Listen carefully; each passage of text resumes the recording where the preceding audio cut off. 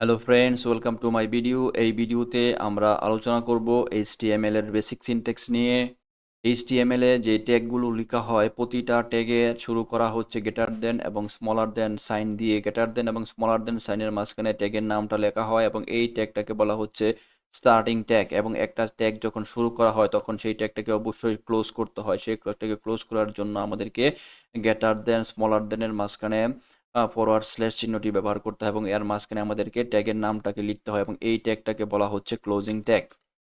তাহলে আমরা দেখতে পাচ্ছি প্রত্যেকটা ট্যাগের একটা স্টার্টিং ট্যাগ থাকবে এবং একটা ক্লোজিং ট্যাগ থাকবে এবং ওই স্টার্টিং ট্যাগ এবং ক্লোজিং ট্যাগের মাঝখানে আমাদের একটি কন্টেন্ট থাকবে এবং যেই কন্টেন্টটা আমরা লিখবো সেই কন্টেন্টটা আমাদের ব্রাউজারের বডিতে শো করবে।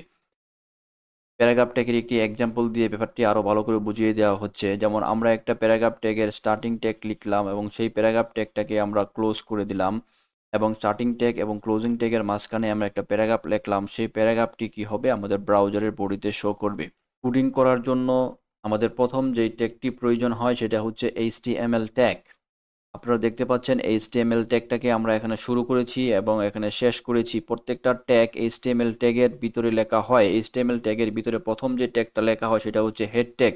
হেড ট্যাগের মধ্যে যে ট্যাগগুলো ব্যবহার করা হয় সেগুলো প্রতিটা ব্যাকগ্রাউন্ডে কাজ করে এবং এগুলা কিছু কিছু ক্ষেত্রে আমাদের ব্রাউজারের টাইটেল বারে শো করে। এগুলো আমাদের ব্রাউজারের বডিতে শো করবে না। যখন আমরা CSS এবং জাভাস্ক্রিপ্ট নিয়ে কাজ করব বা এগুলো নিয়ে আমরা টিউটোরিয়াল বানাবো তখন আমরা দেখব HTML এর সাথে আমরা CSS এবং জাভাস্ক্রিপ্টকে হেড ট্যাগের মধ্যে ব্যবহার করছি এবং বর্তমানে আমরা হেড ট্যাগের মধ্যে টাইটেল ট্যাগটি নিয়ে আলোচনা করছি। টাইটেল ট্যাগের মাঝখানে আমরা একটা টাইটেল ব্যবহার করছি এবং হেড ট্যাগের মধ্যে যে টাইটেল ট্যাগটি ব্যবহার করছি সেই টাইটেল ট্যাগটি আমাদের ব্রাউজারের টাইটেল বারে শো করছে মাই ফার্স্ট ওয়েব পেজ। আপনারা এখানে দেখতে পাচ্ছেন। হেড ট্যাগের পরে যে গুরুত্বপূর্ণ ট্যাগটি নিয়ে আলোচনা করব সেটা হচ্ছে বডি ট্যাগ। সে বডি ট্যাগটি হচ্ছে খুবই গুরুত্বপূর্ণ। আপনারা দেখতে পাচ্ছেন বডি ট্যাগটাকে আমরা এখানে শুরু করেছি এবং শেষ করেছি।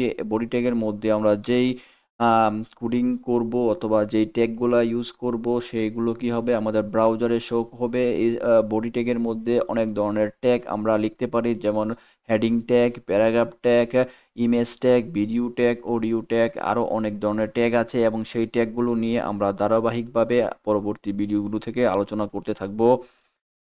আপনারা এখানে দেখতে পাচ্ছেন একটা HTML ফাইল আমরা অলরেডি ক্রিয়েট করে ফেলেছি। তাহলে সেই ফাইলটাকে সেভ করতে হলে আমাদেরকে কি করতে হবে, সেই ফাইলের একটি নাম চয়েস করতে হবে এবং নামের সাথে ডট দিয়ে HTML এক্সটেনশনটি লিখতে হবে। আমরা যদি ফাইলের নামের পরে এই .html এক্সটেনশনটি না লিখি তাহলে সেই ফাইলটি একটা HTML ফাইল হিসেবে কাজ করবে না, সেটা একটি নর্মাল টেক্সট ফাইল হিসেবে কাজ করবে।